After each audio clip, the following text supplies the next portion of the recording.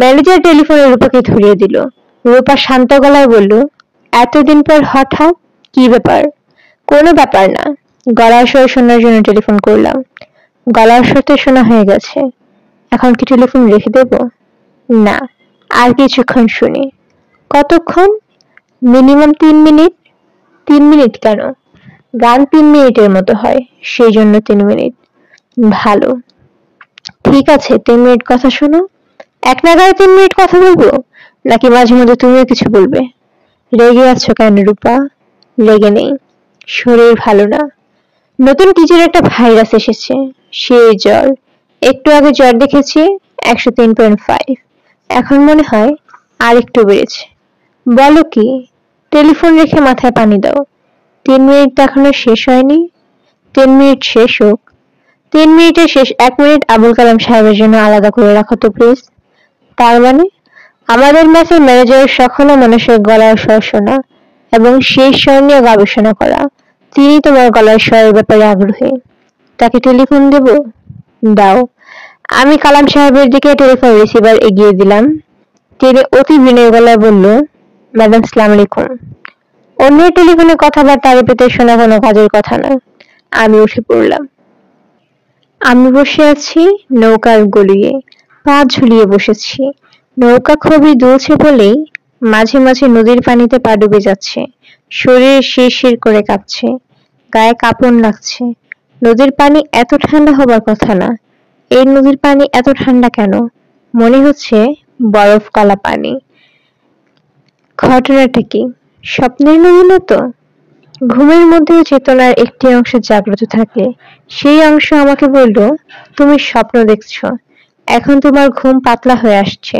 ইচ্ছা করলে তুমি জেগে উঠতে পারো, আবার ইচ্ছা করলে হাত পা লম্বা করে ঘুমোতেও পারো, কিংবা যদি চাও স্বপ্নটা আরো কিছুক্ষণ দেখতে, তাও পারো।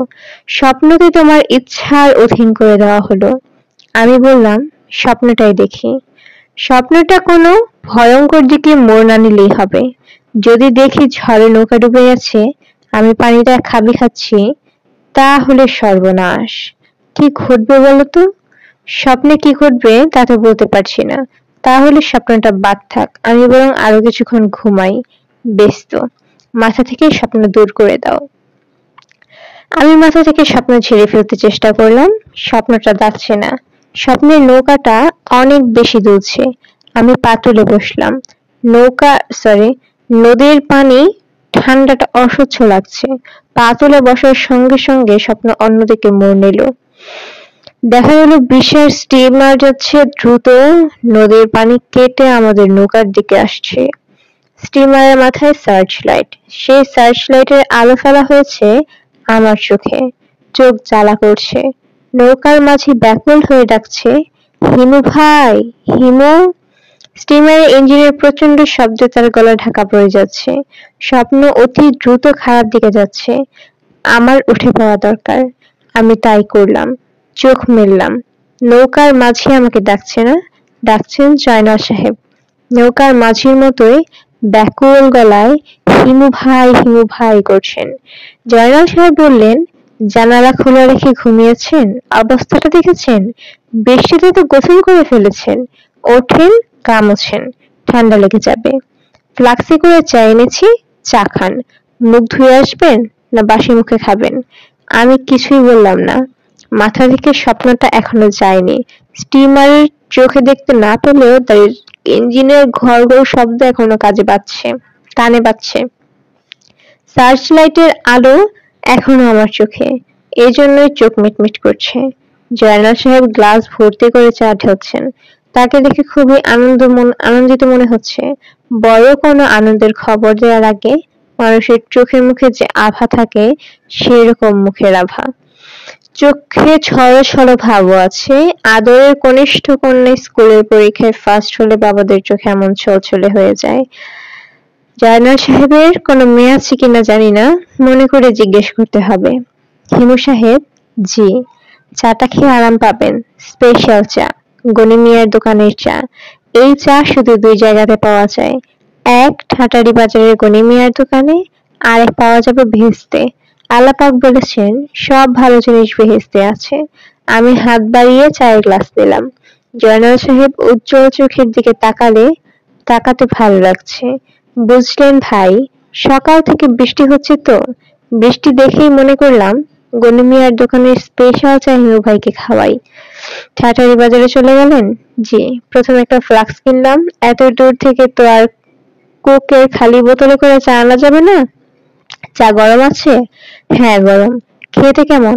অসাধারণ, মনে হচ্ছে লিকুইড অমৃত, মিষ্টি একটু বেশি। অমৃত তো মিষ্টি হবেই। যখন এই চা খেতে ইচ্ছে করবে আমাকে বলবেন। ফ্লাক্স কিনে ফেলেছি, চা গরম করা নিয়ে এখন আর কোনো সমস্যা ভোগ করতে হবে না। সামনের মাসে বেতন পেলে একটা কেরোসিন তেলের চুলো কিনবো। কেন? মাঝে মাঝে ভালো মন্দ খেতে ইচ্ছে করে, চুলা থাকলে ফট করে রেঁধে ফেললাম। বৃষ্টি বাদলার দিন ইলিশ মাছ কিনে নিয়ে আসলে ভাজা করে বা কলা পাতা দিয়ে মুড়িয়ে ভাতের মধ্যে থেকে ভাপা ইলিশ। আমি ভালো রান্না করতে পারি। রেহানা যখন রান্না করতো আমি পাশে বসে থাকতাম, দেখে দেখে শিখেছি। ইনশাআল্লাহ আপনাকে রেঁধে খাওয়াবো। আচ্ছা। রেহানার একবার টাইফয়েড হলো, 21 দিন জ্বর ছিল, আমি রাখতাম। ভালো তো। জয়নাল সাহেব খুবই আগ্রহ নিয়ে বললেন, ইলিশ খিচুড়ি খাবেন? ব্যবস্থা করি? বাবুর্চিকে বললে ব্যবস্থা করে দেবে। 5টা টাকা ধরিয়ে দিলেই হবে। রান্না আমি নিজের হাতে করব। ঝুম বৃষ্টি নেমেছে, ইলিশ খিচুড়ি না খেলে বৃষ্টির অপমান হবে। আজ থাক, আরেকদিন। জয়নাল সাহেব অনুনয়ের ভঙ্গিতে বললেন, আজ খুব হিসেব করে বৃষ্টি নেমেছে, শুক্রবার অফিস যেতে হবে না। মনে হচ্ছে আল্লাহ পাক ইলিশ খিচুড়ি খাওয়ানোর জন্য বৃষ্টি নামিয়েছেন। নিয়ে আসি একটা ইলিশ কিনে, কি বলেন? আচ্ছা আনুন। রান্না শেষ হলে সব খাবার টিফিন ক্যারিয়ারে ভরবেন। টিফিন ক্যারিয়ার হাতে নিয়ে বৃষ্টিতে ভিজতে ভিজতে উপস্থিত হবেন। কোথায় উপস্থিত হব? ঠিকানা দিয়ে যাচ্ছি, ওই ঠিকানায়। বৃষ্টিতে ভিজতে ভিজতে যাব? অবশ্যই। বৃষ্টি উপলক্ষে খিচুড়ি খাচ্ছেন, বৃষ্টিতে ভিজবেন না? খুবই ইম্পর্টেন্ট কথা বলেছেন ভাই সাহেব। বৃষ্টিতে ভিজতে ভিজতে খিচুড়ি না খেলে কিসের ইলিশ খিচুড়ি? আপনি ঠিকানা বলে দেন, আমি ঠিক সময় চলে যাব। জয়নাল সাহেবকে ঠিকানা দিয়ে আমি নিচে নামলাম। বেশি দেরি করা যাবে না। বৃষ্টি থাকতে থাকতেই আশাদের বাড়িতে উপস্থিত হব।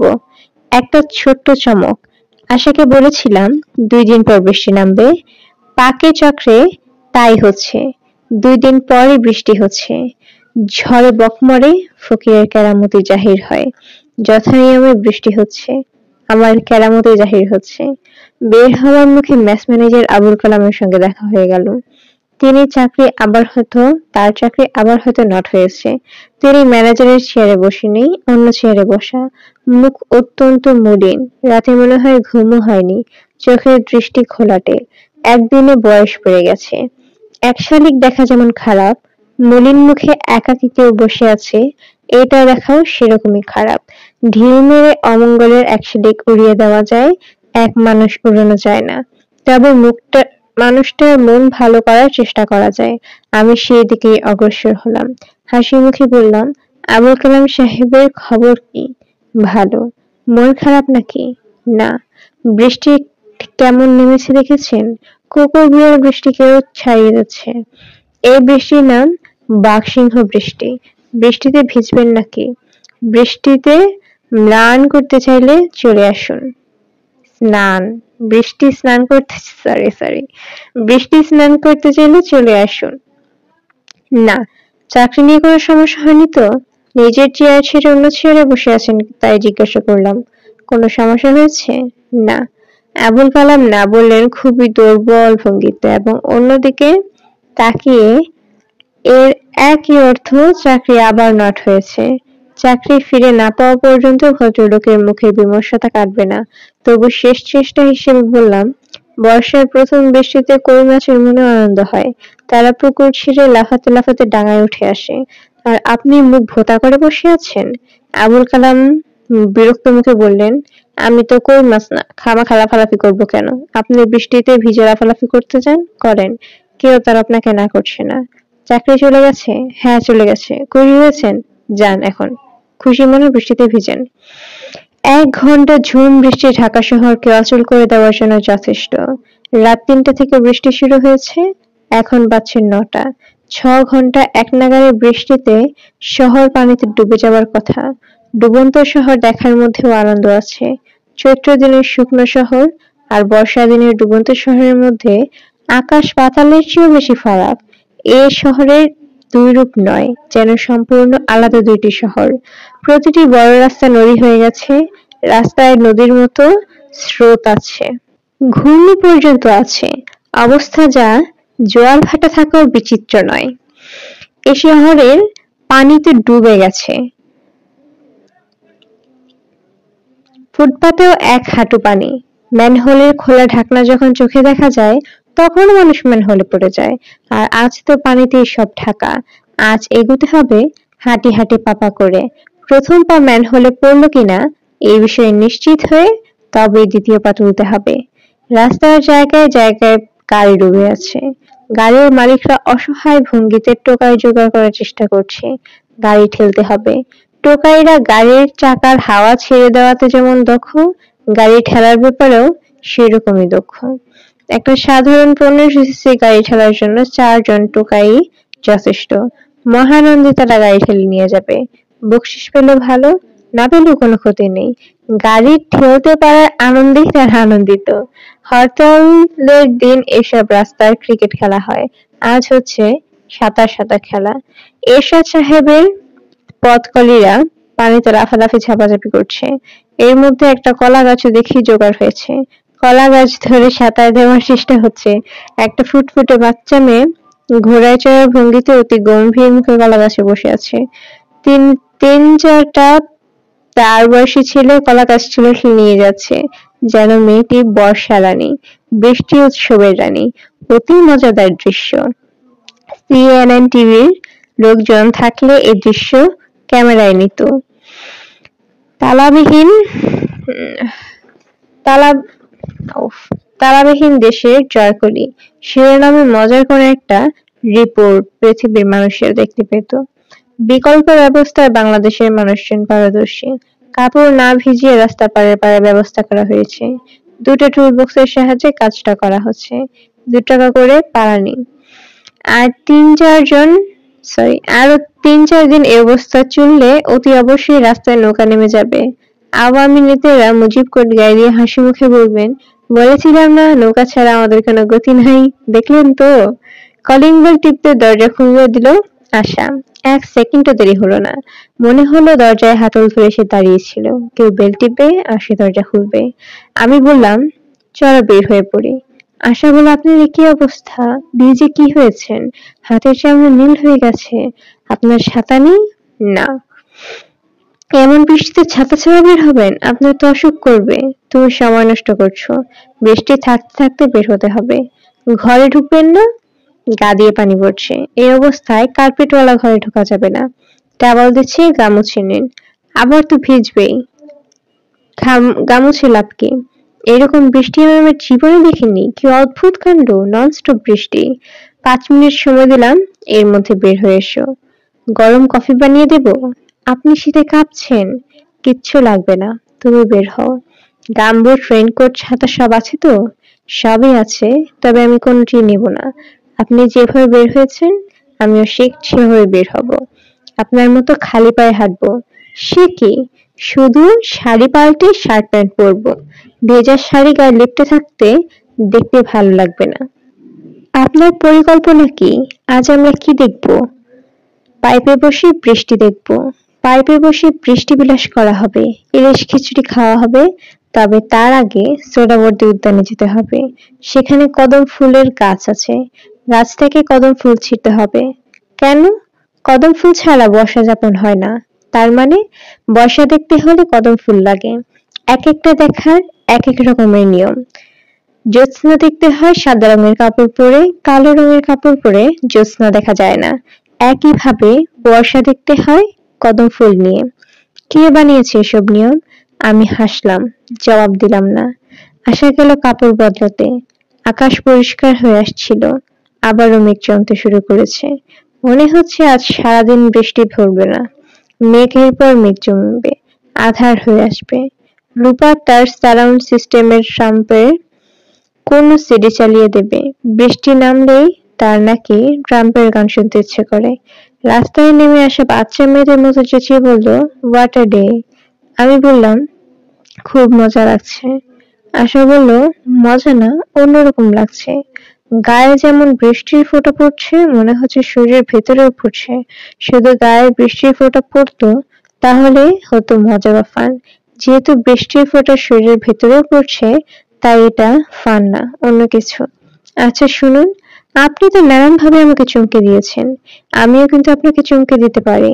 আপনি যদি এই মুহূর্তে আমার হাত ধরেন, তাহলে কিন্তু ভয়ঙ্কর চমকে যাবেন। কেন বলো তো? আগে বললে তো আর চমকাবেন না। কাজেই হাতটা ধরুন দেখি, চমকান কিনা। ভালোবেসে হাত ধরতে বলছি না, চমকাবার জন্য হাত ধরতে বলছি। আমি আশার গায়ে আমি আশার হাত ধরলাম এবং চমকে উঠলাম। চমকাবার কারণ আছে, মেয়েটার গা জ্বরে পুড়ে যাচ্ছে। আশা হাসি মুখে বলল, জ্বর কত আন্দাজ করুন তো? 104? হয়নি, 103। আপনার শরীর ঠান্ডা হয়ে আছে, এই জন্য জ্বর বেশি লাগছে। আশা হাসছে। ছোট বাচ্চারা বড়দের সঙ্গে মজার কোনো তামাশা করলে যেমন হাসি আনন্দ পায়, সেই আনন্দের ঝিলিক তার চোখে মুখে। হিমু সাহেব, জ্বর গায়ে নিয়ে আপনি কখনো বৃষ্টিতে ভিজেছেন? হ্যাঁ, ভিজেছি। ইচ্ছাকৃত ভেজা না, অনিচ্ছাকৃত। আমার তখন 5 বছর বয়স কিংবা 6 হবে। প্রচন্ড জ্বর এসেছে। শীতে আমার শরীর কাঁপছে। গায়ের উপর একটা কম্বল দেওয়া হয়েছে। সেই কম্বলে শীত মানছে না। বাবাকে বললাম গায়ের উপর আরেকটা কিছু দিতে। তিনি লেপ নিয়ে এলেন। লেপ যখন গায়ে দিতে গেলেন, তখন হঠাৎ করে বৃষ্টি শুরু হলো। বাবা আমাকে বিছানা থেকে টেনে তুললেন, খালি গা করে দাঁড় করিয়ে দিলেন উঠোনে। উনি খুব ভালো কাজ করেছেন। জ্বর বেশি হয়ে গাড়ির পানি ঢালতে হয়, এতে জ্বর দ্রুত নামে। আমার বাবার জ্বর নামাবার জন্য কাজটা করেনি, তিনি কাজটা করেছেন যাতে শরীরের ব্যথা বেদনা নামক তুচ্ছ ব্যাপার আমি জয় করতে পারি। এটা ছিল তার নিজস্ব শিক্ষা পদ্ধতির একটা অংশ। ওই রাতে খুব বৃষ্টি হয়েছিল। ভোর হবার কিছুক্ষণ আগে বৃষ্টি থেমেছে। বৃষ্টি না থামা পর্যন্ত বাবা উঠোনে নিয়ে আমাকে দাঁড়িয়েছিলেন। নিজেও বৃষ্টিতে ভিজেছেন, আমাকেও ভিজিয়েছেন। আপনার জ্বর সেরেছিল? আমার জ্বর সেরে গিয়েছিল, কিন্তু বাবার হয়ে গেল নিউমোনিয়া। জমে মানুষে টানাটানি অবস্থা। তাকে হাসপাতালে ভর্তি করা হলো। হাসপাতালের বিছানায় বাবার পাশে আমি শুয়ে থাকি। বাবা বিড়বিড় করে প্রলাপ বকেন। আসলে তুমি কি অসুস্থ মানুষের প্রলাপ কখনো শুনেছ? না। খুব ইন্টারেস্টিং। মনে হয় খুব ঘনিষ্ঠ কারোর সঙ্গে কথা বলছে। কথা বলার ভঙ্গিটাও ফর্মাল। যেমন আমার বাবা প্রলাপের প্রথম সময় বলেছিলেন। কি বলেছিলেন? অন্য আরেকদিন বলবো। আজ না কেন? কৌতূহলটা থাকুক। আচ্ছা বেশ, থাকুক। হিমু সাহেব, বলো। আপনাকে খুবই গোপন একটা কথা বলতে যাচ্ছি, যে কথাটা আমি আর কাউকে কখনো বলিনি। জ্বরের কারণে আমার মধ্যে একটা ঘোর তৈরি হয়েছে। তার উপর পড়ছে বৃষ্টি। ইনহিবিশন কেটে গেছে। মনে হচ্ছে কথাটা বলা যায়। বলবো? বলো। আশা হাসতে হাসতে বলল, আজ না, অন্য একদিন বলবো। কৌতূহলটা থাকুক। আমার নাচতে ইচ্ছা করছে। What a day. কদম গাছ ভর্তি ফুল। নগরীর মানুষ গোলাপের ভক্ত। গোলাপ দামে ভালো গোলাপ ভালো দামে বিক্রি হয়। কদরে কদমের বাজার দর নেই। মাঝে মধ্যে পাওয়া যায় 1 টাকা পিস। যে ফুল খোপায় পাওয়া যায় না, হাতে নিয়ে বসে থাকতে হয়। কে কিনবে সেই ফুল? আশা অবাক হয়ে বলল, এটা ফুল না ফল? আমি বললাম, ফলের মতো দেখতে হলে আসলে ফুল। আচ্ছা, এমন কি কোনো ফল আছে যে দেখতে ফুলের মতো? থাকতে পারে। প্রকৃতি তার জীবজগৎ নিয়ে নানান ধরনের এক্সপেরিমেন্ট করেছে। ফুলের মতো ফল বাগানের এক্সপেরিমেন্টও নিশ্চয়ই করেছে। ফুল পাড়তে সমস্যা হলো না। আশা দুহাত ভর্তি করে ফেললো। আমি লক্ষ্য করলাম আশার আনন্দময় মুখ হঠাৎ যেন কেমন কালো হয়ে গেল, যেন আচমকা ভয়ঙ্কর কোনো কথা মনে পড়ে গেছে। আশা শুকনো গলায় বলল, আমার চিন্তা লাগছে।